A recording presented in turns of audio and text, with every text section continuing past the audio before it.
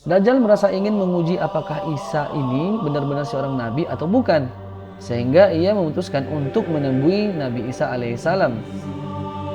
Namun ia tidak langsung bertemu muka dengan Nabi Isa, melainkan Bismillahirrahmanirrahim. Assalamualaikum warahmatullahi wabarakatuh. Selamat datang di Islamika Area Game.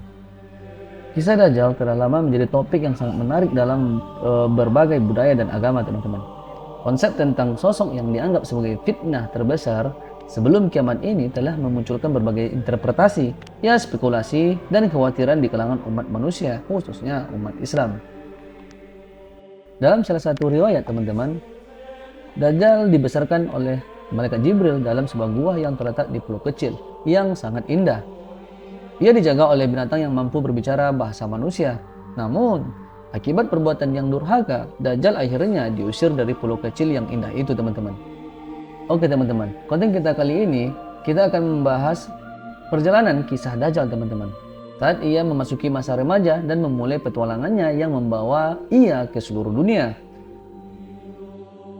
Dan kisah menarik ini akan mengungkapkan bagaimana Dajjal menjelajahi dunia dan pengaruhnya terhadap dunia ini, teman-teman.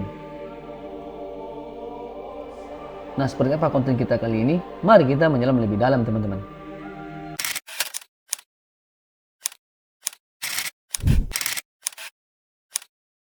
Setelah terpaksa meninggalkan pulau kecil yang indah itu, teman-teman, Dajjal memutuskan untuk membangun perahu sendiri di tengah lautan yang sangat luas. Dia mengganti kapalnya dengan alasan bahwa kapalnya tenggelam dan dia adalah seorang korban. Dajjal kemudian memulai petualangannya di dunia luar dengan rasa ingin tahu yang sangat besar. Dia belajar berbagai hal yang sangat menarik minatnya. Ia menjelajahi kisah-kisah tentang sejarah dirinya sendiri dan mencari harta, pengetahuan, dan kekayaan di seluruh dunia. Lama-kelamaan, Dajjal menjadi seorang yang sangat kaya dan sangat cerdas. Yang lebih mengejutkan, dia tetap memiliki penampilan yang sama seperti saat pertama kali meninggalkan pulau tanpa adanya tanda-tanda penuaan.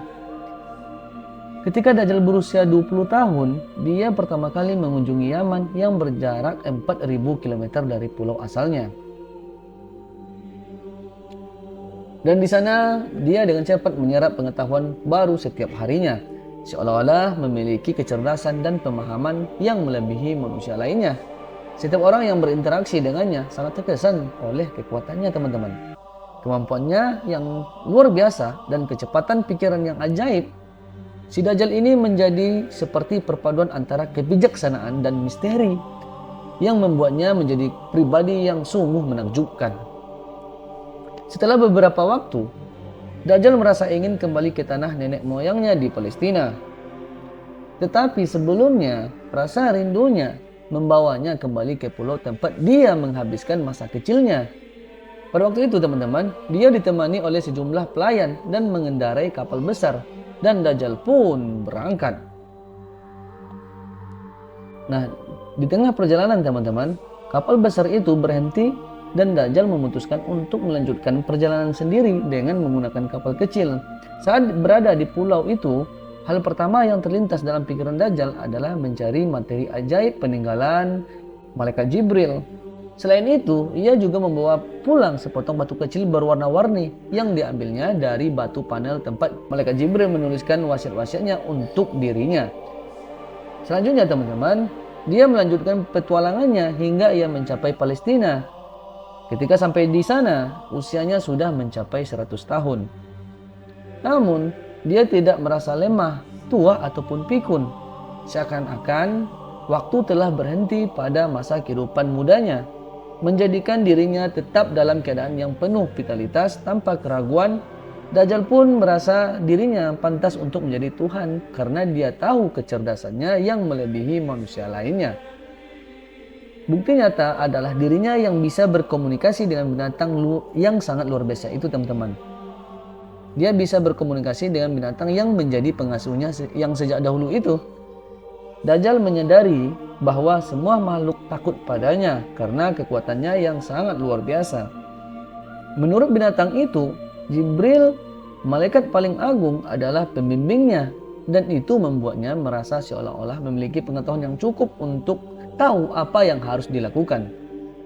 Dalam situasi yang tidak diketahui sebelumnya, di zaman Nabi Musa alaihissalam, Samiri pernah menjadi pembantunya. Samiri ini teman-teman telah menemani Nabi Musa alaihissalam bekerja, yang menjaga kuda dan membersihkan kandang kuda Musa alaihissalam.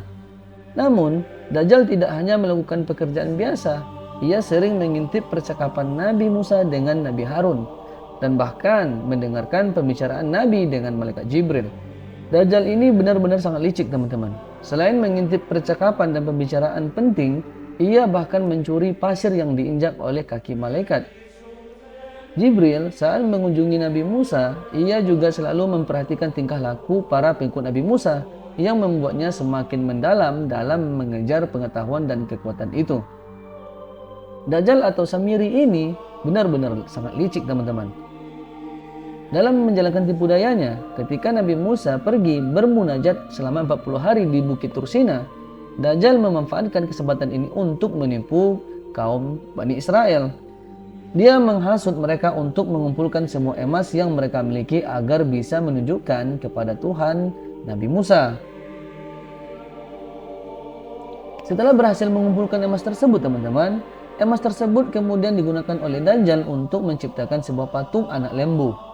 Bahkan patung tersebut dicampurkan dengan pasir yang diambil dari bekas tempat pijakan kaki malaikat Jibril yang pernah ia simpan.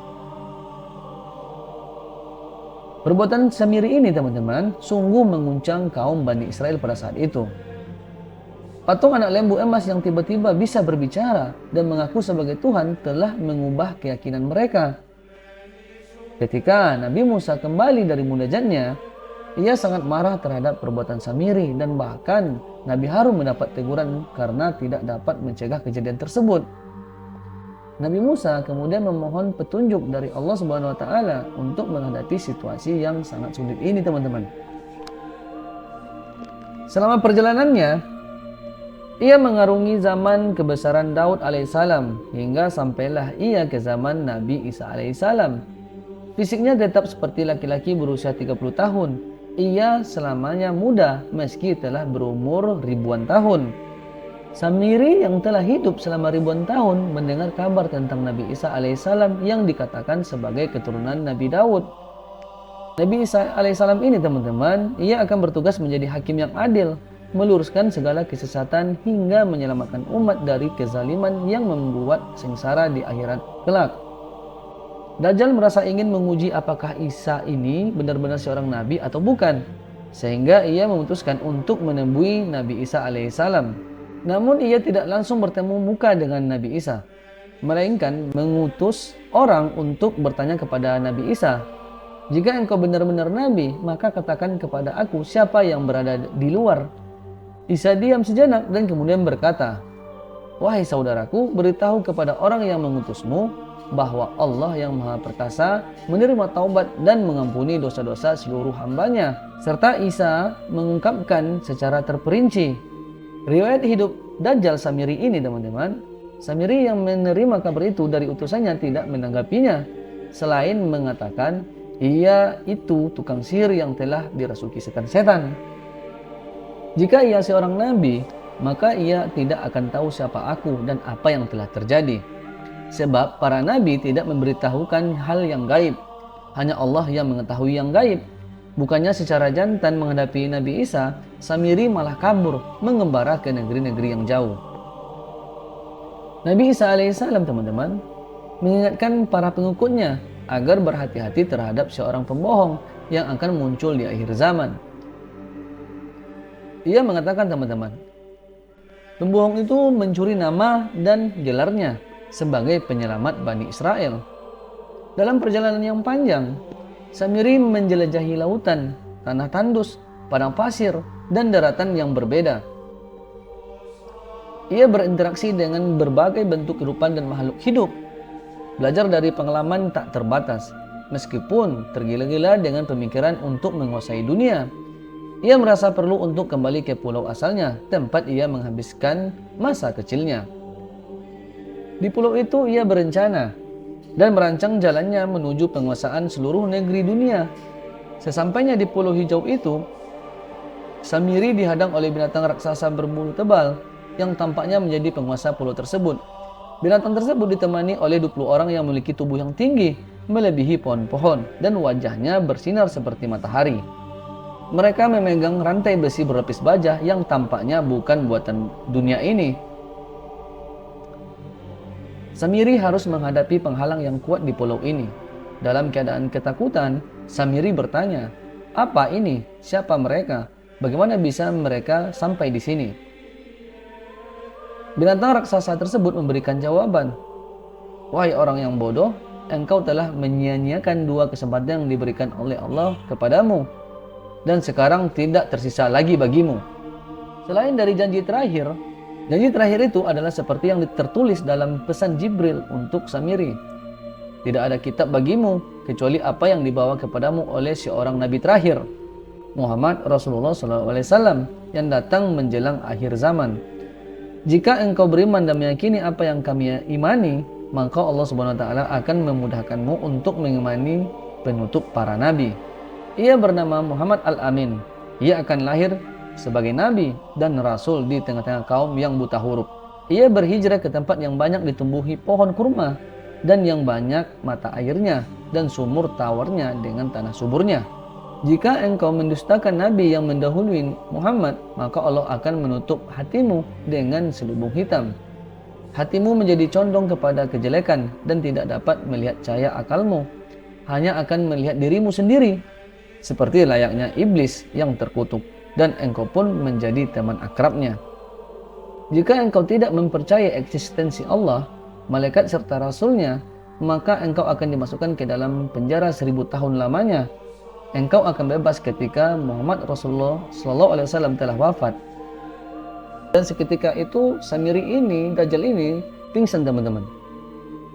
Selanjutnya, Samiri mendapati dirinya telah berada di dalam gua, sementara binatang itu ada di depannya. Kedua tangan dan kakinya terbelenggu dengan rantai yang sangat panjang. Hal ini dilakukan bahwasanya agar ia tidak dapat bergerak, duduk berdiri, berjalan, dan buang air ke belakang di tempat dekat sumur yang telah disiapkan binatang itu baginya. Ia belum pernah melihat belenggu seperti ini, bahkan dalam penjara Fir'aun dan kerajaan lainnya yang pernah dikunjunginya. Dalam pengembaraannya, binatang tersebut berkata, "Engkau adalah Dajjal akhir zaman, raja kejahatan di masa depan, yang telah dikutuk oleh seluruh penghuni langit dan bumi. Allah telah memberimu kekuatan dan kecerdasan, serta memberimu kebebasan untuk memilih jalanmu, tetapi inilah yang telah engkau pilih. Saat ini engkau berada di zaman penutup para nabi dan kekasih Allah Muhammad Rasulullah SAW. Ia telah lahir beberapa hari yang lalu. Ketika engkau berada di tengah lautan, engkau berada di ujung akhir zaman di bumi, dan janji Allah telah tiba. Engkau tidak akan terlepas dari rantai yang membelenggumu kecuali setelah wafatnya Rasulullah SAW. Tanda keluarnya sebagai orang sombong di dunia adalah terputusnya pohon kurma Baisan, berkurangnya air danau Tabariyah, keringnya mata air Zuhar, dan banyak terjadi gempa bumi dahsyat. Samiri berkata kepada binatang itu, "Bagaimana aku dapat meyakini bahwa perkataanmu itu benar? Mengapa engkau tidak mencabut sihirmu dan menjauhi setan-setanmu? Sungguh aku ingin keluar untuk memerintah dunia. Dunia tidak ada rajanya kecuali aku, sedangkan engkau berusaha menghalangi aku. Aku adalah manusia paling tua, karena waktu tidak terpengaruh kepadaku. Seluruh dunia di sekitarku telah berubah, tetapi aku tidak pernah berubah, tidak tua dan tidak beruban. Segala sesuatu di sekitarku tunduk kepada aku. Aku adalah Tuhan." Binatang itu pun menjawab, "Engkau bersabar atau tidak? Janji Allah pasti benar. Engkau dilaknat, diusir, dan dilemparkan, seperti iblis terkutuk yang telah memperingatkan kepadamu melalui tulisan-tulisan malaikat Jibril untukmu. Dajjal akan muncul kembali pada akhir zaman nanti teman-teman, dan akan menyebarkan kekacauan di seluruh dunia. Ia akan memimpin orang-orang menyembahnya menuju kehancuran dan mempengaruhi banyak orang untuk mengikuti jalan yang salah. Namun pada akhirnya, makhluk pembuat fitnah besar itu akan ditaklukkan oleh Nabi Isa alaihissalam yang turun ke bumi menjelang hari kiamat nanti. Oleh karena itu, sebagai umat muslim, kita selalu waspada teman-teman terhadap pengaruh Dajjal dan memperkuat iman dan takwa kita agar tidak mudah terpedaya oleh rayuannya. Semoga Allah Subhanahu wa taala senantiasa melindungi kita dan fitnah dajjal yang begitu dahsyat. Wallahu a'lam bishawab. Saya Harli Fardillah. Assalamualaikum warahmatullahi wabarakatuh.